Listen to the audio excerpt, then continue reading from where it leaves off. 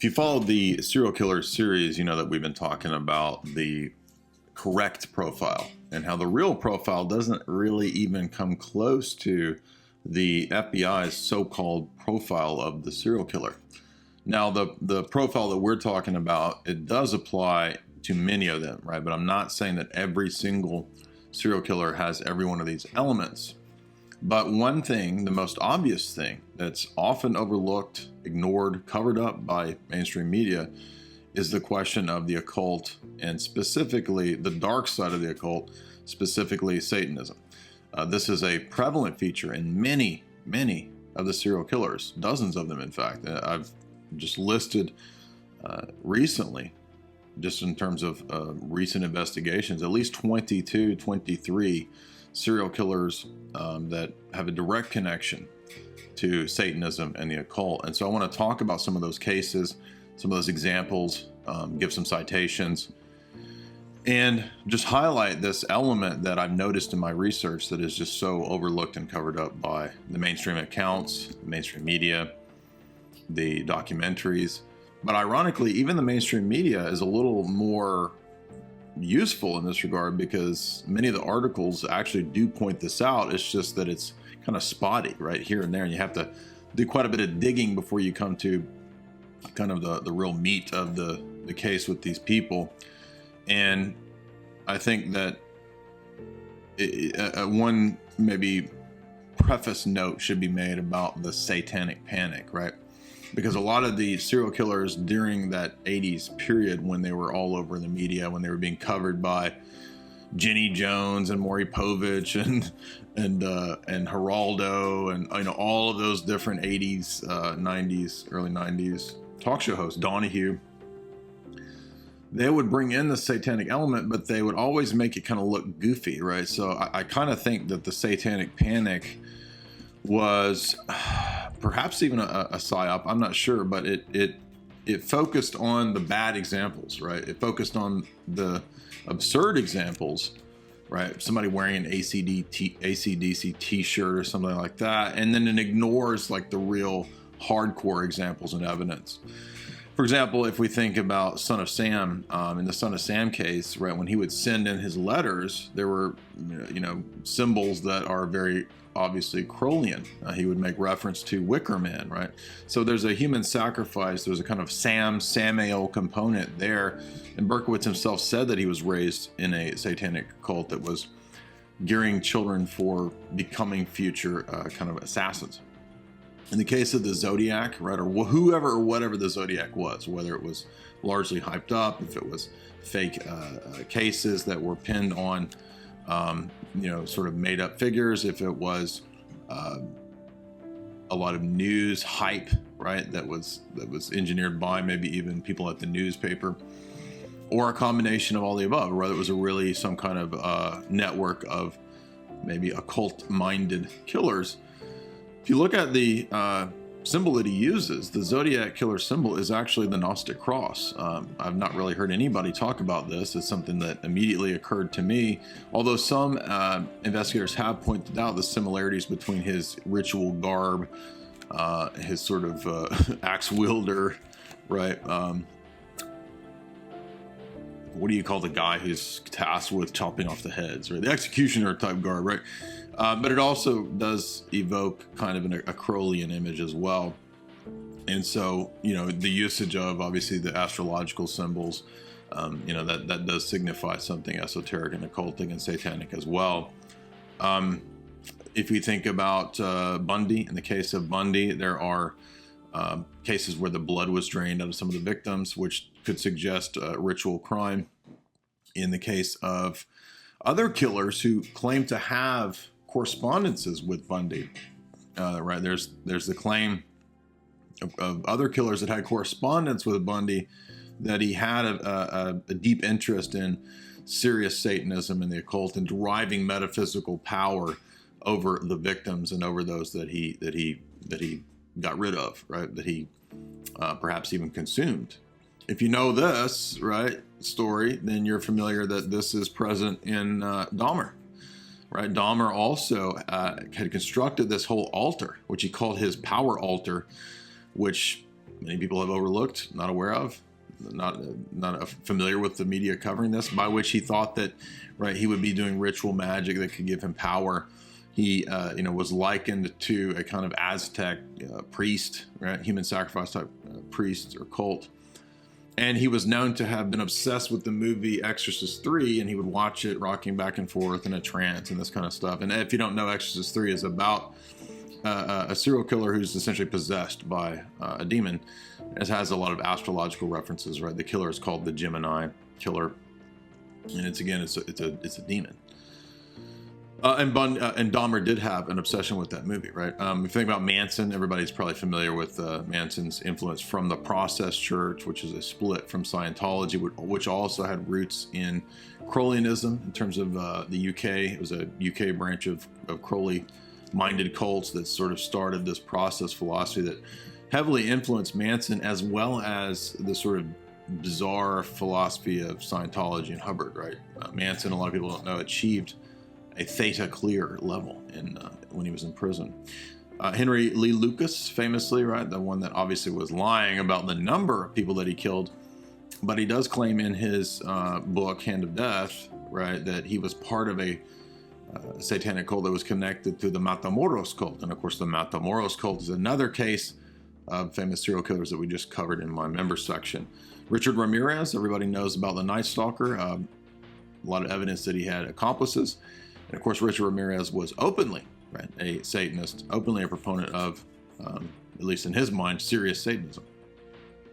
The Btk Killer, a lot of people don't think about this one really having an overt satanic or occultic connection. However, I did notice, if you look at his artwork seems to evidence, it's almost like somebody was doing shrooms. If you looked at kind of psychedelic art, it seems to have an influence of psychedelia, as well as a lot of astrological type of symbolism. That's just my own speculation. Beyond that, I don't know about any direct knowledge or interest on the part of BTK and the occult, but I do think it's possible given that. Toy Box, another famous killer, David Parker Ray. David Parker Ray ran a small sect, a small satanic sect. His room where he did his awful things was Satan's Den, and that one's pretty well known. Herb Baumeister, another lesser known serial killer, but very dangerous. He would just strew the bones out in his yard. Not a whole lot of forethought in terms of like covering up, but he just had bones of his victim in the yard.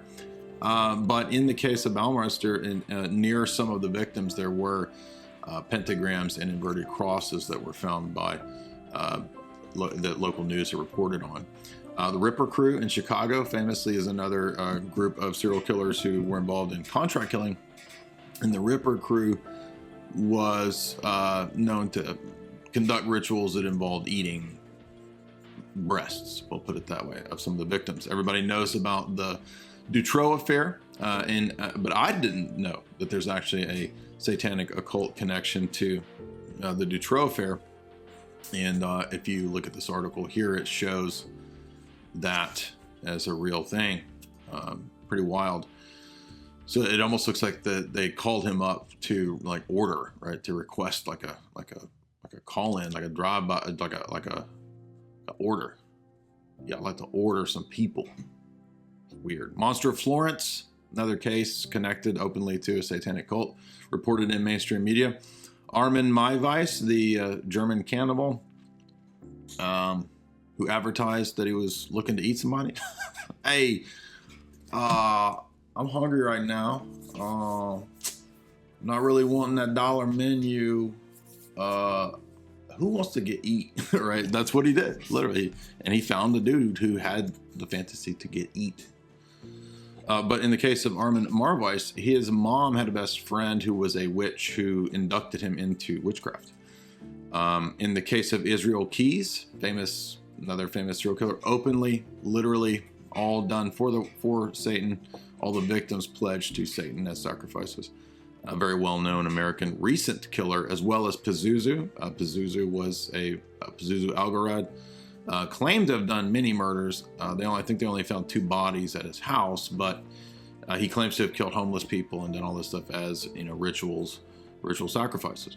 including, eating the flesh. Adrian Lim, another who claimed to sacrifice the victims to the goddess, or to Kali, excuse me. Sean Sellers, another killer that was into Satanism and the occult. Vampire Sacramento, not explicitly Satanism, but he did think that he was reincarnated as some ancient thing. So I'll throw that in there as another one of the serial killers who was influenced by a darker side of the occult. Bobby Berdella, there's some interesting, the victims claim that Berdella, in his case, was doing satanic rituals. So that's part of that Satanic Panic story that people try to debunk. But is it possible that all the victims are making it up? It's possible. And some of the things that Geraldo pointed out in that episode, I agree, they're not good arguments, but I mean, the victims claiming that he was doing this is pretty strong. The North Fox Island case and the GM executive from the 1970s involves Satanism. That comes up in the Clown the Candyman podcast. The Peter Sutcliffe, the Ripper, and Myra Hindley. Myra Hindley, of course, another one of the killers connected to the Yorkshire Ripper, was a witch and was into Satanism. And then Order of the Solar Temple had a lot of influence from Crowley. I will count them as a serial killing, because even though it's a mass suicide, that's still serial killing, right? Jim Jones, he doesn't exactly make the cut, although he does seem to have had some obvious influence from exotheology, a kind of a space theology where he thought that the universe was farted out by the creator God. I'm not joking. Whether he was just trolling or being serious when he said that, I'm not sure. But if you want to, I suppose you could throw Jim Jones into this, even though he's not explicitly a Satanist. So that's, again, another collage, right, of some of the most famous serial killers and cases, mainly focused on the U.S. I didn't even look at there's many other cases globally that relate to the occult, to the satanic, that I didn't even cover. But I think that the point still stands, right, that just in the U.S., especially given, right, the toxicity of what goes on in U.S. culture, you can see why this is something so prevalent in the West. And the real story here is the accomplices, the occult, the tendency to film it and to use drugs to mind control victims. The tendency is to be well connected on the part of the killers. And then there's the case of trauma, DID, MPD, military training, and or the claim of possession, literally by the serial killers themselves claiming to be possessed. And even in some cases, psychiatric diagnoses of the people having MPD, DID, and or a form of alternate persona. So what I'm saying is that that's the real profile. The profile is not the guy who has obsessed with, one kind of nasty chick, one kind of weird dude, a type. That's not really the case. It's not a loner. It could be in some cases a loner, but in many cases, right, it's not a loner. It's not a person with no ideology. There is an ideology. And so the real story here is that the profile is very different of a serial killer than what mainstream media, right, tells us is the profile of the serial killer. Be sure and hit like and subscribe.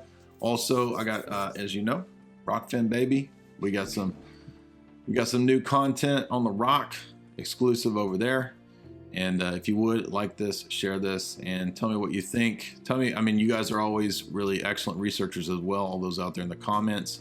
Leave me a comment on things that I'm missing. I'm sure this is just a kind of a off the top of my head list. I'm sure there's many, many more cases that you could turn up, that you could find that I'm not aware of or that I've overlooked.